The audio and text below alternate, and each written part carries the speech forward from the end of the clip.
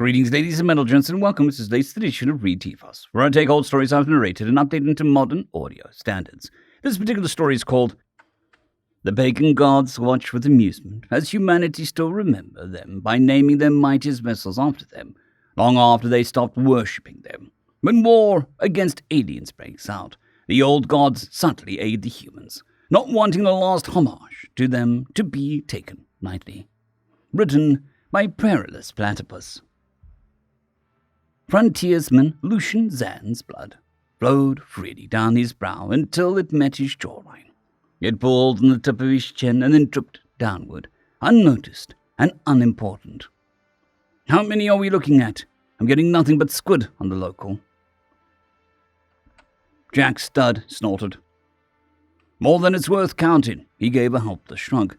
Only so many bullets to fire sometimes, Luke. We've done what we could. Zan's eyes watered as the smoke from the fire began to cloud the cockpit, causing the view screen to blur. The red blinking notification was clear enough. If we didn't get a clear line, the message isn't getting out. They'll know well enough when the Hermes doesn't report in. Sometimes shooting the messenger is message enough. Jack yanked the release to his harness, netting some of the pressure off his chest. Just above his breast was a small winged sandal with the name Stud emblazoned above it. Wish we brought bigger guns. They say the new models got grab pulses. Lucian sighed. Yeah, well, it was supposed to be quite out the way. Squids are supposed to be a few hundred AU the other direction. He slammed the heel of his hand on the panel in front of him, winning the engines back to life. They were dead in the black. Their ion drive knocked offline. The squids would have them tracked in soon. They needed a bit of luck. That or the grace of God. Zan pulled up the comms relay, funneling in the last bit of power in a vain hope of getting the message out. Thor was only a hop and a skip behind them, close enough to make it before the air ran out in their suits. The warship had been pulverizing everything in its path, its mash drivers inexplicably performing beyond specifications on multiple occasions.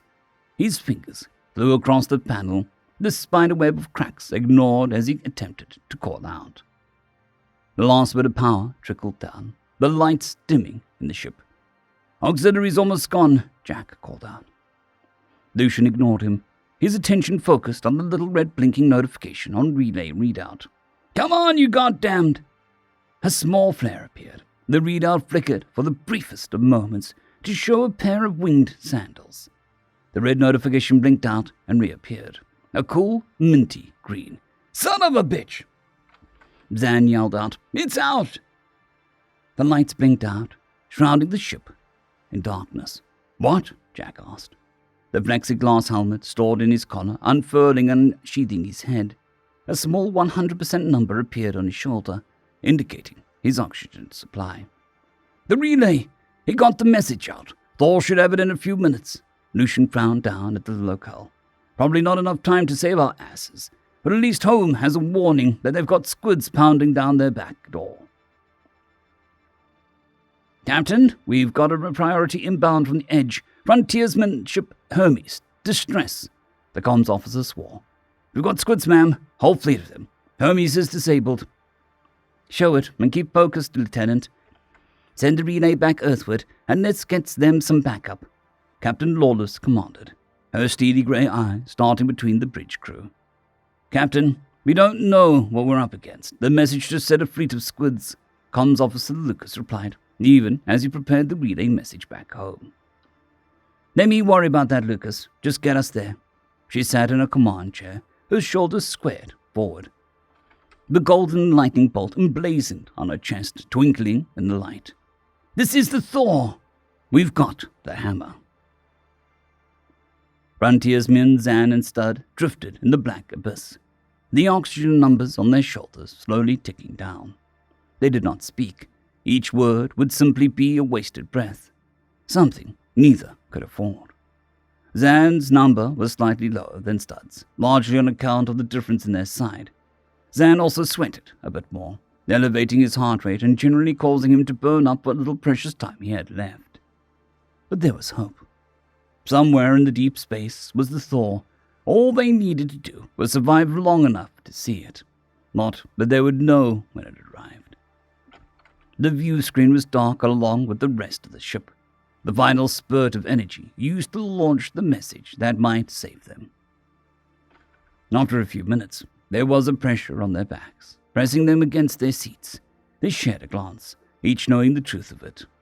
The squids had arrived to claim their prize. They were being tracked. Zan glanced down at his oxygen patch, 57%. Over an hour if he didn't do anything drastic. Not that it mattered. Their orders were clear enough. Under no circumstances were they permitted to be captured alive. The squids made a habit of trying to disarm and imprison. Initially, it was treated like any other prisoner of war situation, even with the wrinkle that they were aliens.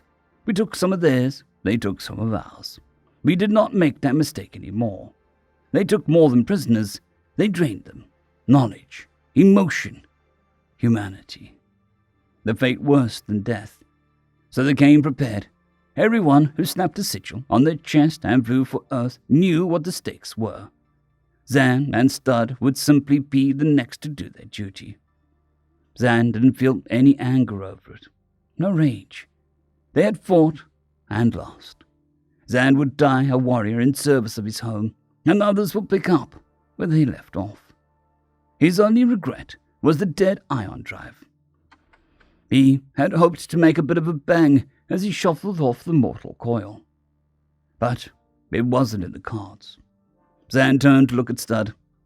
Win some, lose some, right, Jack? Jack heaved a great exhale, his breath temporarily fogging up his helmet.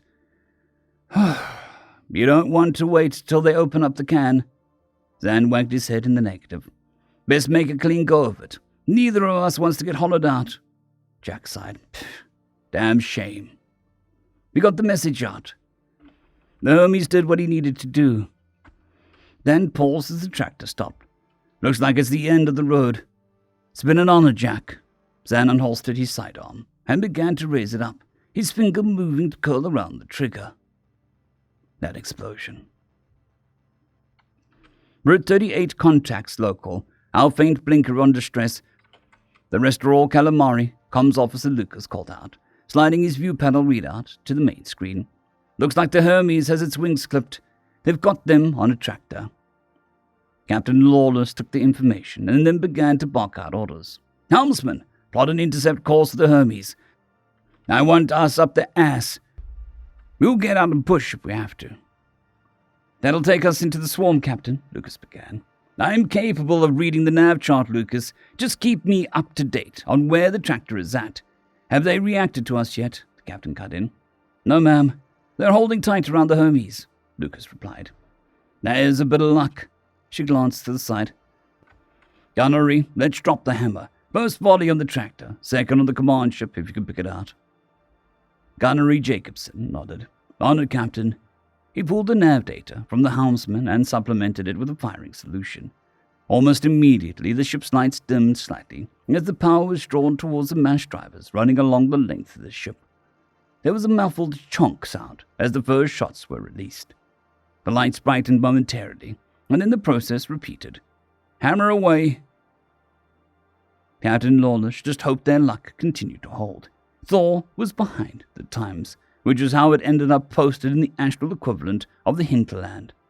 The newest squids had managed to reinforce their hulls against mass drivers, forcing humanity into a nerve-wracking arms race. Grav pulses ruled the stars now, but Thor hadn't had the chance to retrofit. Still, somehow the hammer always seemed to pull through, defying math and logic. It didn't matter now. There weren't any other options. One warship against a fleet was already suicide. What did it matter whether the hammer worked? She was risking it all for two frontiersmen without enough sense to not get caught. Zan was going to owe her a long night of drinking after this. The good stuff. Cheap arsehole that he was might prefer death. A whisper of a smile came to her lips. First hit, Jacobson called out. How'd we do? Captain Lawless asked. Jacobson turned in his chair to look back at his captain, a large grin in his face. Hammer still knows how to smash. Lawless pumped her fist in victory. Looks like we're in the fight. A small arc of electricity sparked from her lightning sigil to the bolts emblazoned on her command chair. Let's ride the thunder!